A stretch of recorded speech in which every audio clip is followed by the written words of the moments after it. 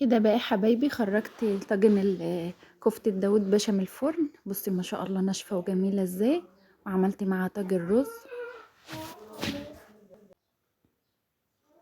طريقتها سهلة خالص وبسيطة، واي كمية لحمة هتكفي معاكي. بترمي ما شاء الله كمية حلوة. تتبيلتها سهلة خالص وبسيطة.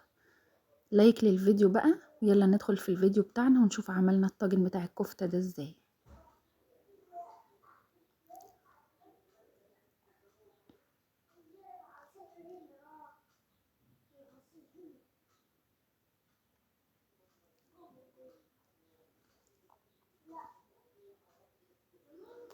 بسم الله والحمد لله والصلاة والسلام على رسول الله. ازيكم يا حبايبي، عاملين ايه؟ يا رب تكونوا بخير دايما. ان شاء الله هنعمل كده طاجن كفتة داوود باشا. معايا هيت كمية لحمة نص كيلو، وعليها نسبة دهن كده عشان تدي فيها طعم حلو. ومعايا بصل بقى صغير كده نضفته، هنضربه في الكبة. معايا توم زي تتبيلة الكفتة العادية بتاعتنا، بس هنعملها بقى ايه كده كور صغيرة. هنضرب البصل ده في الكبة بالفلفل الأخضر بالثوم، هنعمه خالص. هناخد البصل معاه هعمله في الكبة، هنضيفه على اللحمة اللي معانا.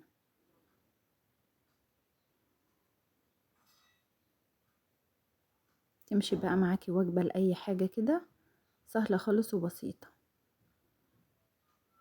هنفرم بقى الكلام ده كله مع بعضه.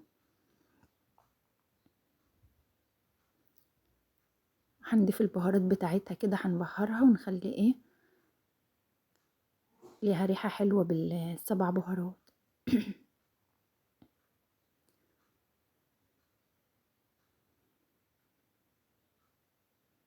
اي كمية بقى بتمشي معاكي كده بتديكي ما شاء الله. هتشوفوا دلوقتي الكور اللي انا هعملها هتدي كمية حلوة. لو ربع كيلو حتى هتعمل معاكي طاجن صغير.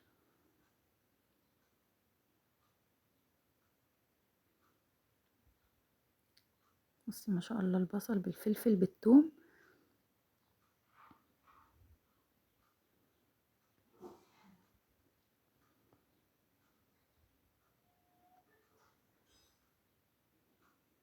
هننزل بقى عليها البصل.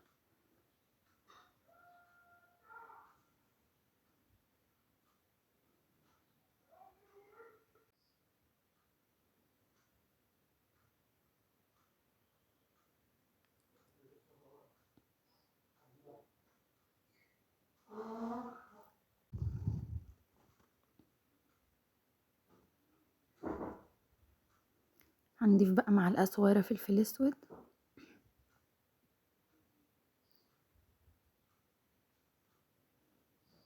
معلقة صغيرة كمون، نص معلقة سبع بهارات تديها ريحة جميلة كده، نص معلقة شطة اللي حابب، نص معلقة ملح. هنفرم بقى الكلام ده كله مع بعضه حلو بإيدي بقى كده عشان نشرب كل حاجة في بعضها. هفرم فرم كده كويس.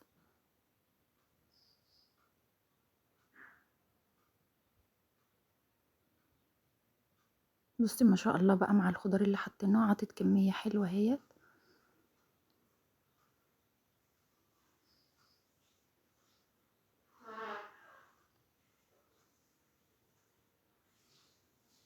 حابة بقى تحطيها في التلاجة كده نص ساعة ولا حاجة بتشمع معانا وبتبقى حلوة. حابة تشتغلي بيها على طول بس الأفضل بقى في التلاجة. هنسيبها شوية تريح بقى. طلعناها كده. بصي ما شاء الله كور بقى صغيرة زي الليمونة كده عشان تبقى كلها قد بعضيها.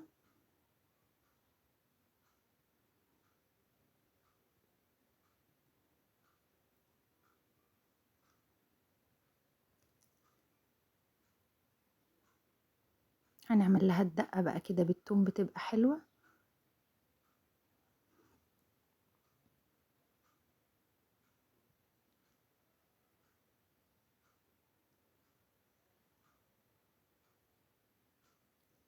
هنكور بقى كل الكمية. ومعايا زيت في طاسة على النار يكون سخن. هننزل بقى نديها صدمة كده عشان ما تفكش مننا في الفرن.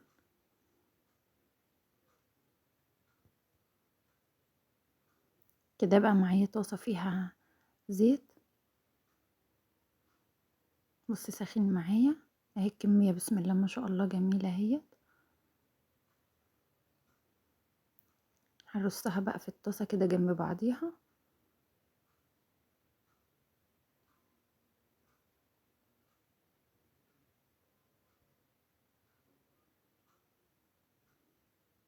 هنحطها في الطاجن، طعم الطاجن الفخار بقى بيديها كده طعم جميل، تبقى حلوة خالص.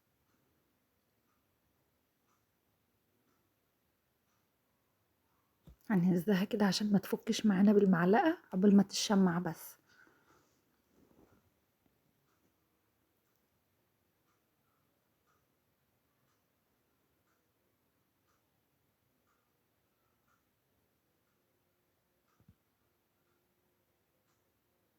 بس شمعت معايا على طول، تاخد لون بس احمر كده بسيط وهنقلبها.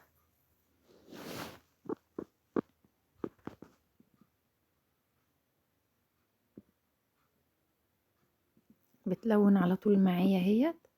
هقلب بقى كده.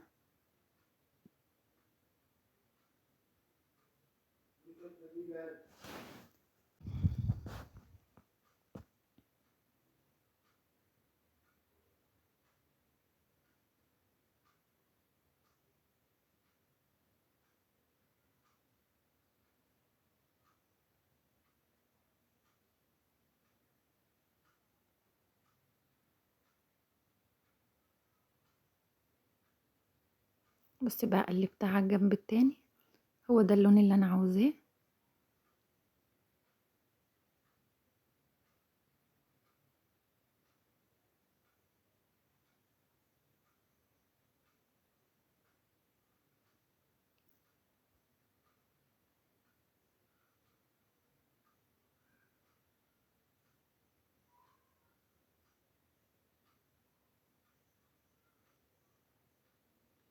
هرصها معايا بقى في الطاجن كده.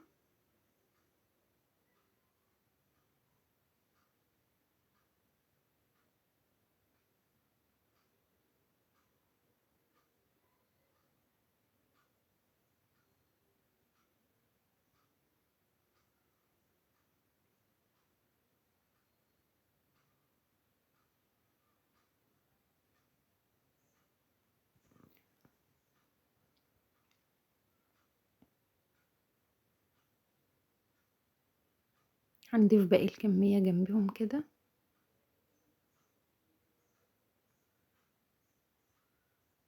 وفي نفس الطاسة بقى اللي عملت فيها الكفتة، نزل بقى منها الدهون والصوص بتاعها.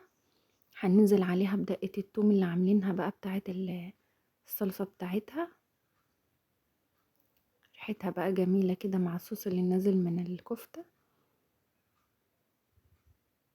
هنضيف لها معلقة زيت كمان عشان الكمية دي شوية.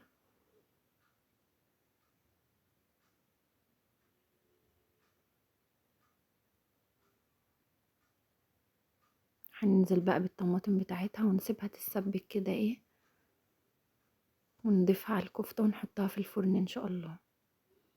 نقول لحبايبنا اشتركوا في القناة بقى واعملوا لايك وفعلوا الجرس عشان نوصل لكم كل جديد.